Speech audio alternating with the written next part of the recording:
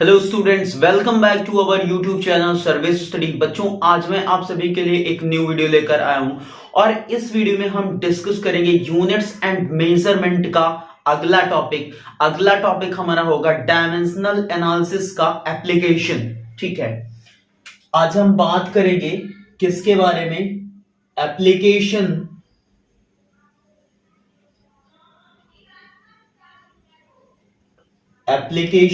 Of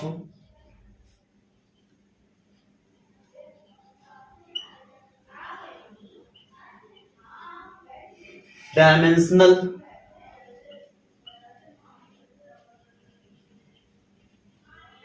analysis. ठीक है, जो डायमेंशनल फॉर्मूला हमने पढ़ा या जो भी डायमेंशंस हमने पढ़ा उसका क्या एप्लीकेशन है, उसका क्या यूज है। ठीक है, जैसे कि आप चीनी लेकर के आए मार्केट से, तो उसका क्या यूज है? किसी ने किसी रीजन की वजह से लेकर आए होंगे ना, उसका कुछ ना कुछ तो यूज होगा, चाय बनाने के लिए या फिर किसी और भी चीजों में। ठीक है, तो वैसे ही डायमेंशनल एनालिसिस का क्या एप्लीकेशन है, क्या यूज है, उसकी बात करेंगे यहां पे हम। तो मेनली यहां पे हमारे तीन इंपॉर्टेंट यूज हैं। पहला यूज है इसका टू check the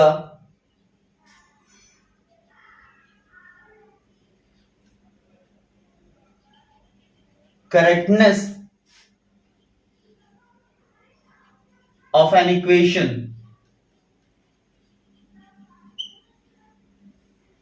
या फॉर्मूला बोल सकते हो। पहला एप्लीकेशन ये हो गया। दूसरा एप्लीकेशन है इसका बेटा, दूसरा एप्लीकेशन ये है to derive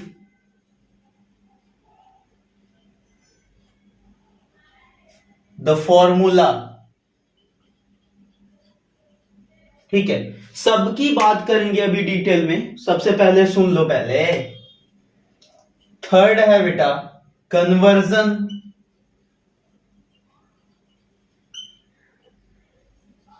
of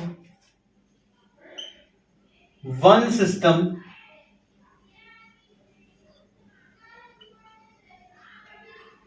to another. ठीक है, पहला इसका एप्लीकेशन है बेटा कि कोई भी हमारे पास फॉर्मूला दिया है या इक्वेशन दी है, सबसे पहले हम उसको आइडेंटिफाई करेंगे, चेक करेंगे डायमेंशनल एनालिसिस का यूज करके कि वो फॉर्मूला हमारा डायमेंशनली करेक्ट है या फिर इनकरेक्ट है। तो पहला तो ये एप्लीकेशन हो गया। दूसरा एप्लीकेशन ये है कि टू डिराइव द फॉर्मूला और इक्वेशन। जैसे कि हमारे पास कुछ फिजिकल क्वांटिटीज दी रहेंगी और उन फिजिकल क्वांटिटीज में क्या रिलेशन है, मतलब कि उन फिजिकल क्वांटिटीज का अगर हम यूज करें तो वो आपस में एक फॉर्मूले से कैसे रिलेटेड हैं, उस फॉर्मूले को भी हम डिराइव करेंगे। ठीक है, ये है दूसरा। थर्ड है हमारा कि एक सिस्टम ऑफ यूनिट दिया है हमारे पास, उसको दूसरे सिस्टम में हमको कन्वर्ट करना पड़ेगा। ठीक है, कन्वर्जन है एक सिस्टम से दूसरे सिस्टम में। जैसे कि मान लो फोर्स की यूनिट दिया है एसआई में, एमकेएस में, उसको हम सीजीएस में कन्वर्ट करेंगे। ठीक है, इस तरीके से। तो ये तीन एप्लीकेशंस है हमारे। अब तीनों को यहां पे हम डिटेल में डिस्कस करते हैं।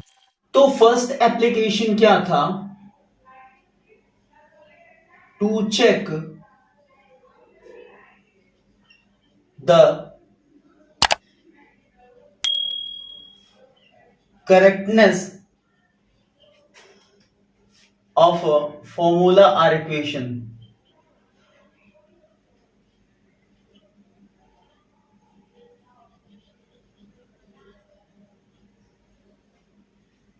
ठीक है बच्चा, देखो हमारे पास कोई भी फॉर्मूला दिया है, सपोज करो मान लो हमारे पास दिया है पोटेंशियल एनर्जी दिया है PE is equal to mgh। ठीक है, अब इसको क्या करना है, हमको चेक करना है कि ये हमारा जो फॉर्मूला है वो करेक्ट है या फिर इनकरेक्ट है। ठीक है, कैसे हम इसको चेक करेंगे? हम दोनों साइड का क्या करें, डायमेंशनल फॉर्मूला लिख दें। अगर LHS का डायमेंशनल फॉर्मूला RHS के डायमेंशनल फॉर्मूला के बराबर आता है, इक्वल आता है, तो मैं क्या बोलूंगा, मतलब सब लोग क्या बोलेंगे कि ये हमारा जो फॉर्मूला है, जो इक्वेशन है, वो बेटा करेक्ट है, ठीक है, डायमेंशनली। और अगर नहीं आता तो नहीं है भाई, ठीक है। अब देखो डायमेंशनल फॉर्मूला ऑफ या डायमेंशन ऑफ LHS, LHS में क्या है, PE, पोटेंशियल एनर्जी। अब पोटेंशियल एनर्जी का डायमेंशनल फॉर्मूला क्या होगा या डायमेंशन क्या होगा, आप सभी को पता है कि जो विघटन का होता है या फिर जो नॉर्मल एनर्जी का होता है वही सारी एनर्जीज का होता है, ठीक है। तो क्या हो जाएगा, ml² T⁻², ठीक है। ये है डायमेंशन किसका, पोटेंशियल एनर्जी मतलब LHS का। अब लिख लेते हैं डायमेंशन ऑफ RHS का। तो RHS का डायमेंशन, m क्या है, मास है, तो मास का m हो जाएगा। फिर g क्या है, एक्सेलरेशन ड्यू टू ग्रेविटी, तो एक्सेलरेशन का जो होगा वही सारे एक्सेलरेशन का होगा, चाहे एक्सेलरेशन ड्यू टू ग्रेविटी हो या फिर कुछ भी हो, एक्सेलरेशन अगर है तो हमारा वही सेम रहेगा। तो क्या होता है एक्सेलरेशन का, LT⁻²। और h क्या है, हाइट है, तो हाइट किस में मेजर करोगे, मतलब एक टाइप की क्या है, डिस्टेंस है, लेंथ है, तो ये l हो जाएगा। यहां से क्या आ जाएगा, कंबाइन करेंगे तो ml कितना हो जाएगा, L⁻² और T⁻²। अब आप देखो LHS और RHS दोनों का डायमेंशन आप एक बार कंपेयर करो कि क्या इक्वल आ रहा है, ठीक है। Dimension of LHS equal to dimension of RHS। तो अगर ऐसा आता है बेटा तो हम क्या बोल पाएंगे कि जो हमारा ये रिलेशन दिया हुआ है, जो ये फॉर्मूला दिया हुआ है, ये डायमेंशनली करेक्ट है। इसको हम क्या बोलेंगे, it is correct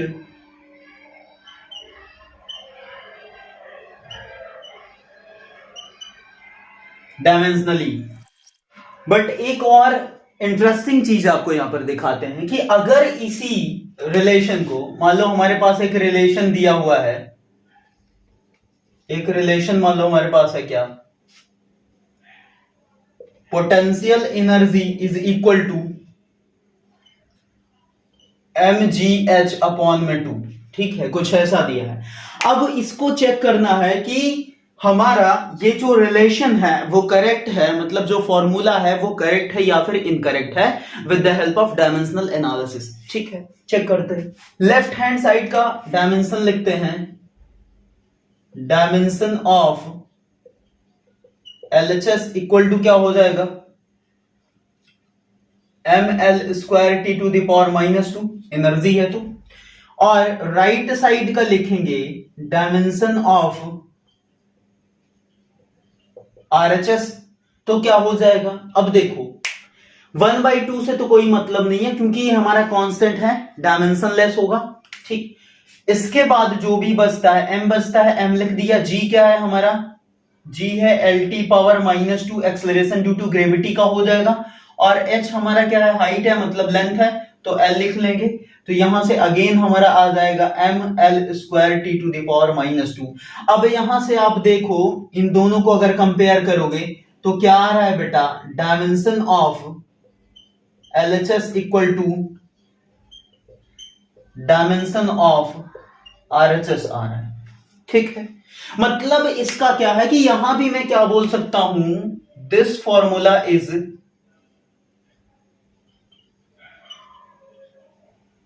dimensionally correct. अब हुई कंफ्यूजन, सर पोटेंशियल एनर्जी का वो वाला फॉर्मूला सही था, P is equal to mgh, या फिर पोटेंशियल एनर्जी का ये वाला फॉर्मूला सही है, mgh/2, ठीक है। अब देखो यहां पर एक इंपॉर्टेंट कंक्लूजन निकल कर ये आता है कि कोई भी रिलेशन, कोई भी फॉर्मूला, कोई भी इक्वेशन यदि हमारे पास डायमेंशनली करेक्ट है, तो इसका मतलब हम 100% श्योर नहीं हो सकते कि वो हमारा एक्चुअली में भी करेक्ट होगा। इस बात को अब नोट डाउन कर लो कि कोई भी रिलेशन या कोई भी फॉर्मूला अगर डायमेंशनली करेक्ट है तो जरूरी नहीं है कि वो एक्चुअल में भी करेक्ट होगा। ठीक है, ये आप देख पा रहे होगे। यहां से मैं एक कंक्लूजन लिख रहा हूं कि डायमेंशनली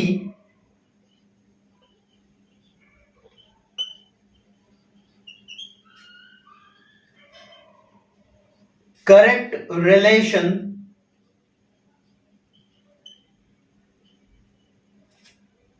may be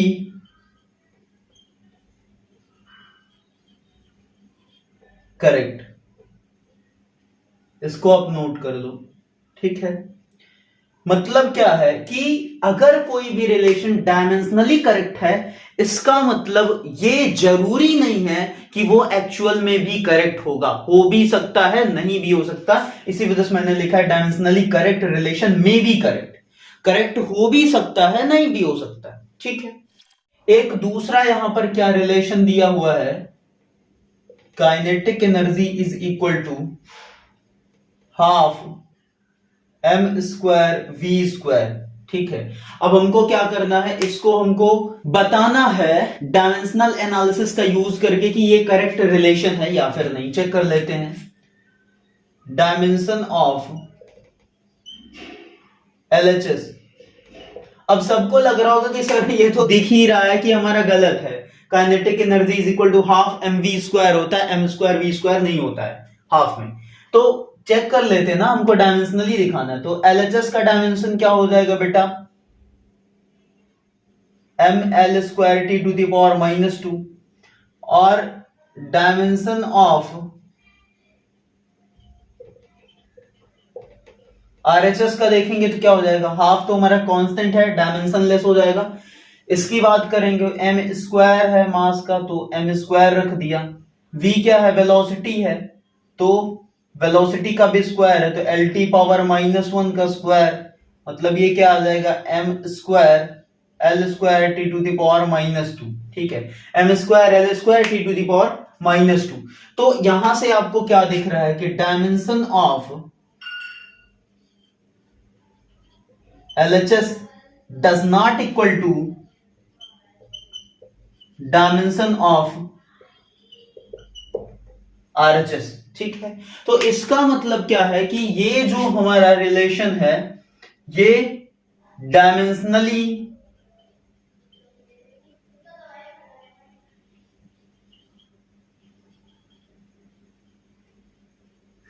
इनकरेक्ट है।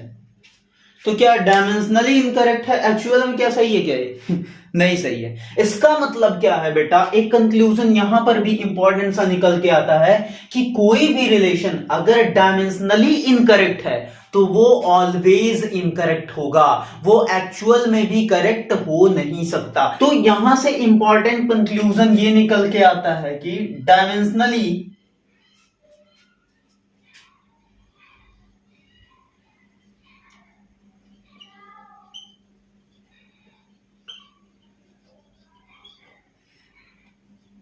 Incorrect relation is always incorrect।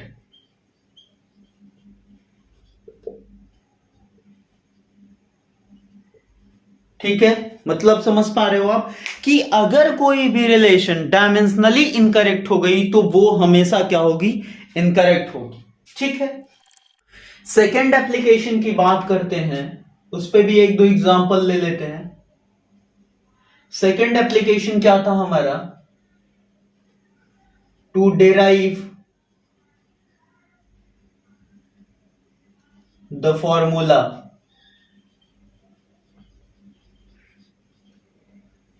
Formula derive करना।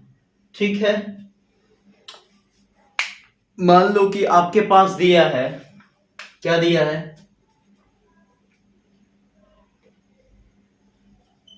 Time period of a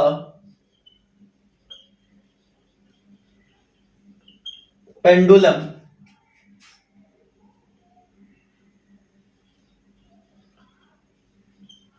depends on mass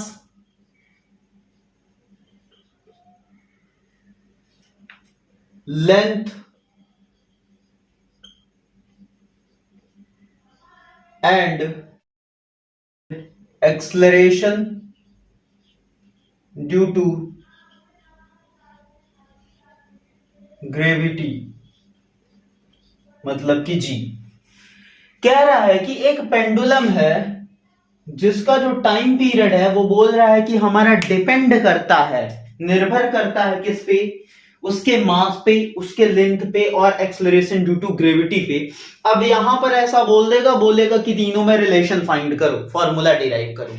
ठीक है, तो कैसे करना है, मैं क्या लिख सकता हूं, जो टाइम पीरियड है टी वो डिपेंड करता है, मतलब मैं लिख सकता हूं कि डायरेक्टली प्रोपोर्शनल है किसके, मास के, लेंथ के और ग्रेविटी के। ठीक है, अब इन सब का पावर मैं क्या लगा दे रहा हूं यहां पर, ए बी एंड सी। ठीक है, हमको रिलेशन नहीं पता, हमने मान लिया ऐसा कि m का पावर a है, l का पावर b है और g का पावर c है। ठीक है, अब देखो, अब क्या करेंगे हम यहां पर क्या लिख सकते हैं, t is equal to a constant आएगा कि m to the power a, l to the power b and g to the power c।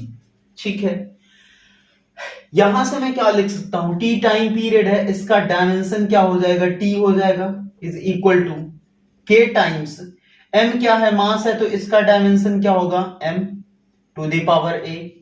l क्या है, लेंथ है, तो इसका डायमेंशन क्या होगा, l होगा to the power b। g क्या है, एक्सेलरेशन ड्यू टू ग्रेविटी है, तो इसका डायमेंशन क्या होगा बेटा, lt पावर -2 के पावर c। इतनी बात क्लियर है। इसको मैं ऐसे ही क्या लिख सकता हूं, t है केवल, तो मैं इसको लिख सकता हूं m0 l0 t to the power 1। ठीक है, 1 है ही है, लिखो चाहे ना लिखो, is equal to k times m इधर कहीं है क्या, नहीं है, तो m टू द पावर क्या हो जाएगा a, l यहां है और यहां है, तो l to the power b, और इधर क्या हो जाएगा l to the power c, मतलब l टू द पावर क्या आ जाएगा b प्लस c, और t टू द पावर क्या आएगा, केवल -2 इंटू सी, 2c। ठीक है, ये हो गया। अब कंपेयर कर देते हैं,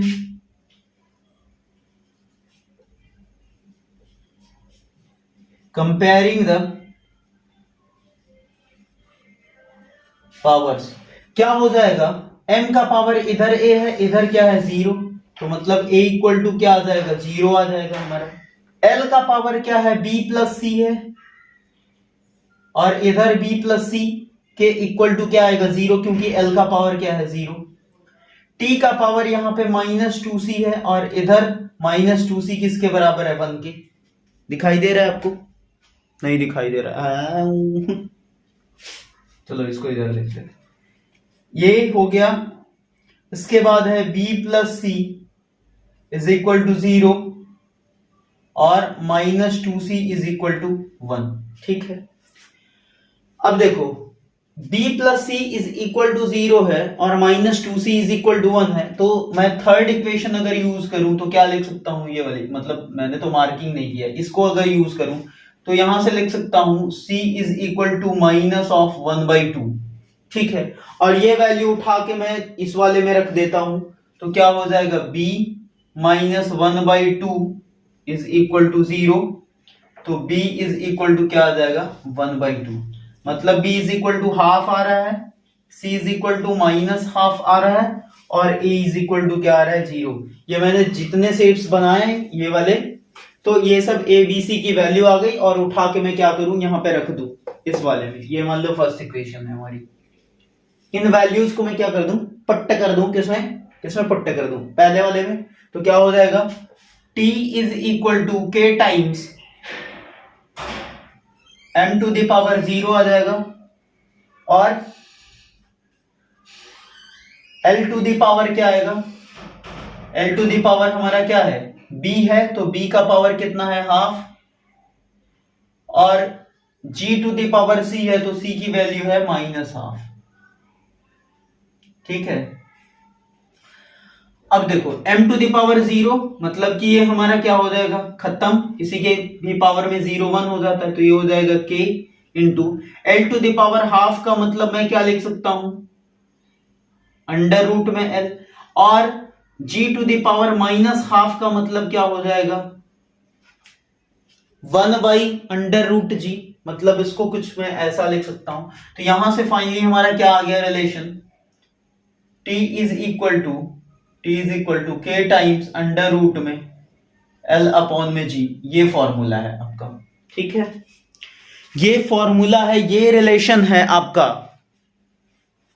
ठीक, ये रिलेशन आ रहा है, तो ये हमने क्या कर लिया, फाइनली फॉर्मूला डिराइव कर लिया। ठीक है, यही तो करना था ना, to derive the formula.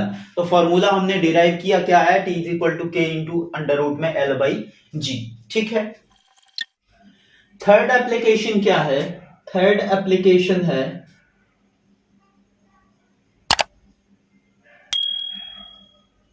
Conversion of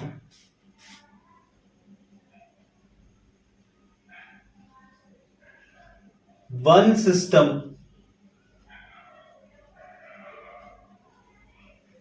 to another.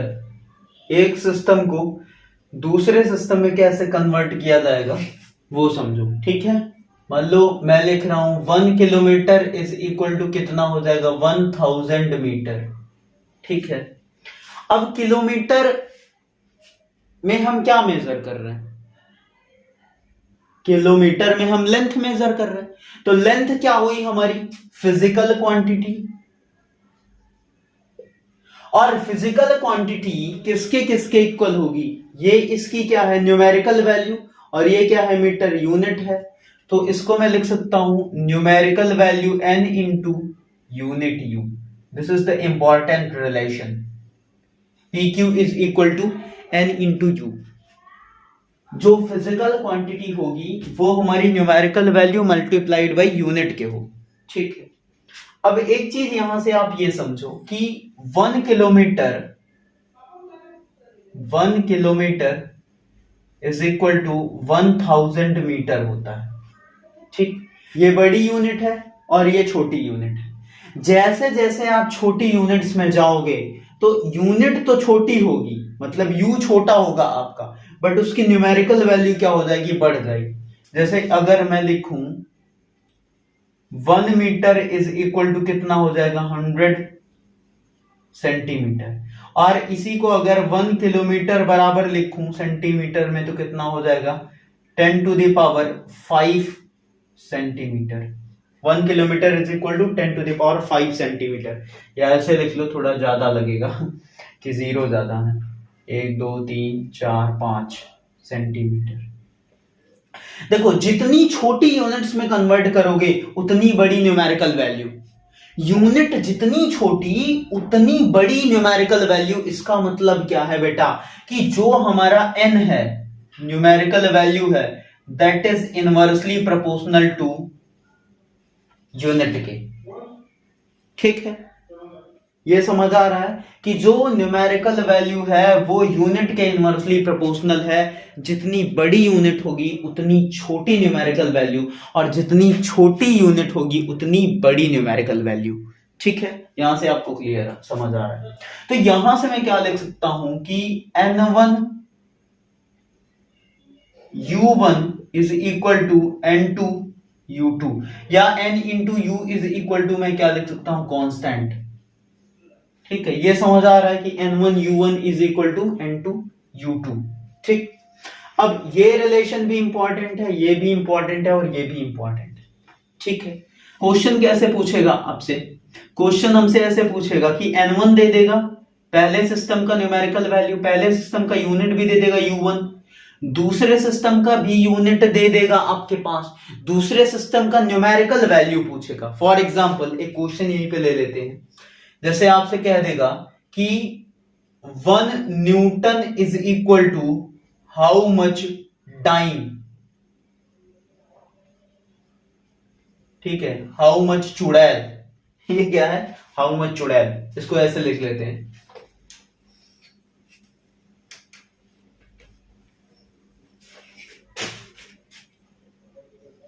1 1 newton is equal to कितने डाइन होंगे,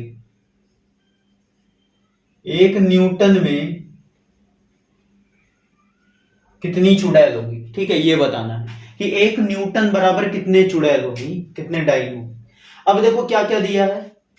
1 ये क्या है, N1 है, न्यूमेरिकल वैल्यू फर्स्ट सिस्टम की।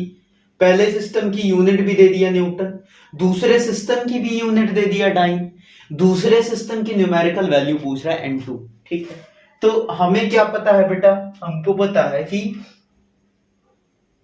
N1 U1 is equal to N2 U2। मतलब यहां से मैं क्या लिख सकता हूं, N2 निकालना है तो N2 इज इक्वल टू क्या हो जाएगा, N1 U1 अपॉन में U2। ठीक है, अब देखो इसको मैं क्या लिख सकता हूं, N1 U1 की जगह पे मैं क्या लिख सकता हूं, मान लो मैंने लिख दिया क्या M1, और U2 में क्या हो जाएगा M2 मान ले रहा, इधर L1, यहां पे L2, यहां पे T1, यहां पर T2। ठीक है, कुछ ऐसा लिख सकता हूं। क्लियर है ये चीज।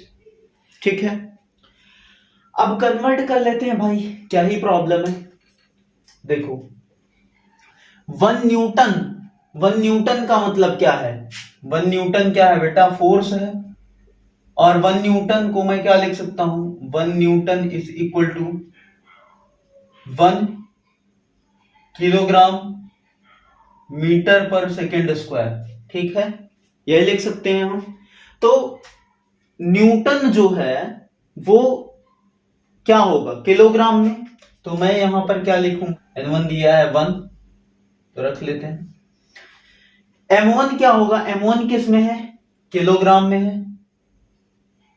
और हमको किस में कन्वर्ट करना है, डाइन किस में आएगा आपका, सीजीएस में आएगा। तो सीजीएस में क्या हो जाएगा, मास हमारा ग्राम में कन्वर्ट करना है, ये 1 kg है। L1 क्या है, यहां पर देखो मीटर है, 1 मीटर है, इसको हमको किस में कन्वर्ट करना पड़ेगा, सेंटीमीटर में। और टाइम क्या है, सेकंड है, 1 सेकंड है, दूसरे वाले में भी सेकंड आएगा, और पावर कितनी है, -2। ठीक है, इजी है, इजी है कि नहीं है, एक स्टेप और है मैक्सिमम। ये हो जाएगा। अब किलोग्राम को किस में कन्वर्ट करना पड़ेगा, ग्राम में। तो मैं क्या लिखूं, 1 किलोग्राम इज इक्वल टू क्या होगा, 1000 ग्राम अपॉन में ग्राम, तो ग्राम से ग्राम मर जाएगा। ठीक है, और इधर क्या बचेगा आपका, 1 metre is equal to 100 centimetre, 100 centimetre upon में सेंटीमीटर, तो ये सेंटीमीटर से सेंटीमीटर उड़ जाएगा। ये 1 सेकेंड, सेकेंड वही रहेगा, तो ये क्या आ जाएगा, 1 टू द पावर में -2। ठीक है, अब देखो अब क्या हो जाएगा, यहां से हमारा आएगा, इधर लिख लेते हैं, अपने पास जगह कम है। 1 इंटू ये कितना आ रहा है, 10 to the power 3, 10 to the power 3 into ये आ रहा है 10 to the power 2, 10 to the power 2। ठीक है, ठीक है, तो यहां से कितना आ जाएगा, ये आ जाएगा 10 टू द पावर 3 प्लस 2, मतलब 10 टू द पावर 5 डाइन। मतलब 1 न्यूटन इज इक्वल टू कितना आ जाएगा आपका, 10 to the power 5 dyne. Clear है ये सबको, यहां तक क्लियर है, किसी को कोई प्रॉब्लम, किसी को कोई प्रॉब्लम ना है। ठीक है, तो यहीं पे स्टॉप करते हैं। नेक्स्ट वीडियो में हम क्या करेंगे, ये जो तीनों एप्लीकेशंस हैं, इन एप्लीकेशंस पे बेस्ड बेस्ट न्यूमेरिकल्स मैं सॉल्व कराऊंगा यहाँ पे। ठीक है, और फिर मैं इन सारे एप्लीकेशन से रिलेटेड जो डीसी पांडे सर की बुक के क्वेश्चन है उसका भी सॉल्यूशन प्रोवाइड करूंगा। ठीक है, तो जो भी चैनल पे है वो चैनल को सब्सक्राइब कर दो, साथ ही साथ बेल आइकन भी प्रेस कर देना, ताकि इस तरह की इंपॉर्टेंट वीडियो का नोटिफिकेशन आपके पास सबसे पहले पहुंच जाए।